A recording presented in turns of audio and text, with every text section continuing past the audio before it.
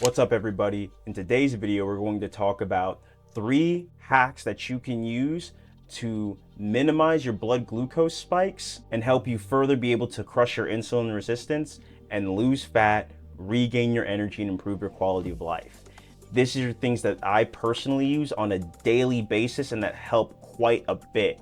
So stay tuned. For those of you who don't know, my name is Robert. I help busy entrepreneurs, professionals, executives reverse their insulin resistance so they can improve their quality of life. Now, before I get into these hacks, I want to preface this by saying none of these hacks are going to work unless you change your eating habits and your lifestyle. This is a permanent lifestyle change, meaning you need to adjust the way that you eat, move, and sleep. If you don't do any of that, if you don't find a way to personalize this to your lifestyle, and perhaps use some of the supplements that I talk about, none of these hacks are going to work. If they do, they'll have a marginal effect, if that.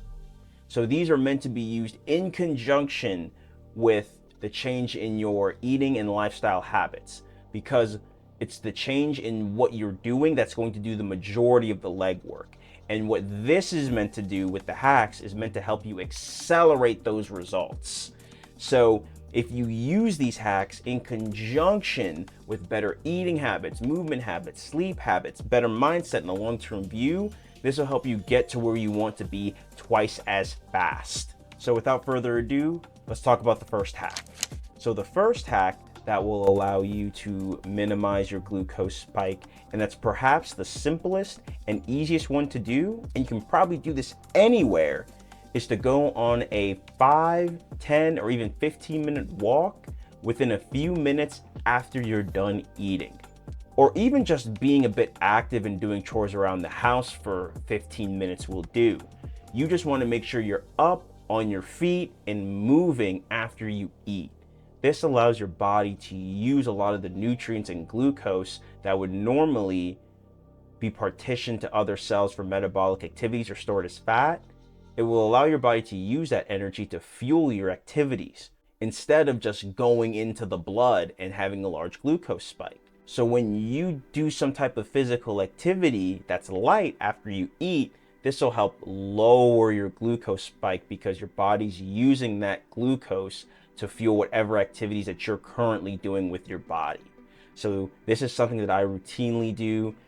After I eat, I go on a 10-minute walk within 5 minutes after eating, and I'll always notice a lower glucose spike. Now, you can go for a walk as long as you would like to.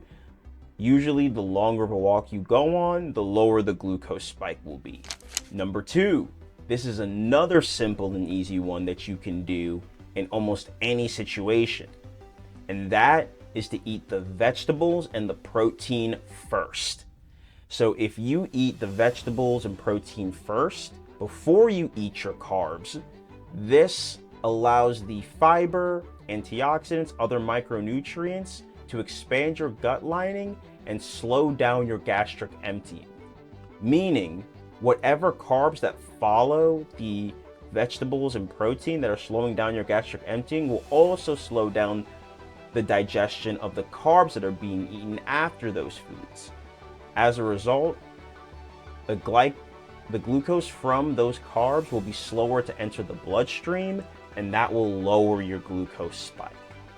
This is one of the hacks I use pretty much with every single meal, and it works quite well. And I've tested this before with different meals that you can go on my Instagram or Facebook to see some of the experiments that I've done. This works very well, and the science on it is pretty sound. So you can go ahead and give that a try. And you can track it on your glucose monitor so you can see the difference for yourself. Hack number 3, and this one works very well, especially if you're having more starchy carbs like white potatoes, white rice, even some flour like bread.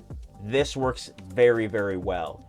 And that is to cook whatever carbs that you're eating or going to eat and actually put them in the fridge for several hours or up to a day, and then heat them up and eat those carbs in your meal, preferably after you eat the vegetables and the protein. But what you'll notice is you'll get a much lower glucose spike than if you did eat them right after you cook them initially. This is because a lot of the active starches that are in potatoes or white rice will become resistant starches after they've been refrigerated and cooled down. And this is a great way if you want to have some more rice or potatoes with your meal to indulge in those things and not have them affect your glucose as much. This works very, very well. I've done it with particularly rice because I love rice, and it's a good way to have a good quantity of it and not have it affect my blood sugar as much. But I also make sure to eat it after I have my vegetables and my protein. Number 4, and this is a bonus. This also works pretty well, and these are supplements that I pretty much carry with me anywhere.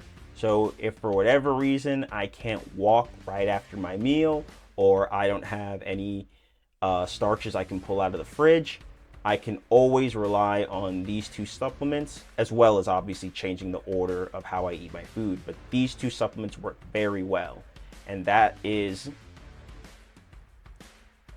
berberine and apple cider vinegar. I take these along with the other supplements before every meal. But these 2 supplements do a lot of the heavy lifting because they help improve glucose metabolism and also help slow down your gastric emptying even further. I pretty much have used berberine as a natural metformin replacement, and apple cider vinegar also helps to slow down the glucose spikes throughout the day. The pills don't work quite as well as the liquid does, but they're still very effective. And these work very well for me and my clients, so perhaps you can add them into your regimen as well. Anyway, guys, those are 4 glucose hacks that you could use. I actually was only going to give you 3. I gave you 4, and you can start implementing these right away. But remember, if you're doing this without changing your eating habits first, you're shooting yourself in the foot. You want to make sure that your eating habits are in line with what you're doing with the hacks, because the hacks are effectively useless if you're not eating the right way the majority of the time. Don't get me wrong, these hacks can work when you have some dessert here and there, or if you have some sloppy food in reasonable quantities, but it's really meant to be used in conjunction with healthier food, or if you decide to indulge in more carbs here and there. Anyway, I hope this helps you guys. Follow me on Instagram, Facebook, TikTok. I have a lot of other content and reels on those platforms as well, as you can see my different glucose experiments where I do these hacks in real time, as well as I give away a lot of freebies too. Anyway, talk to you all soon. Bye-bye.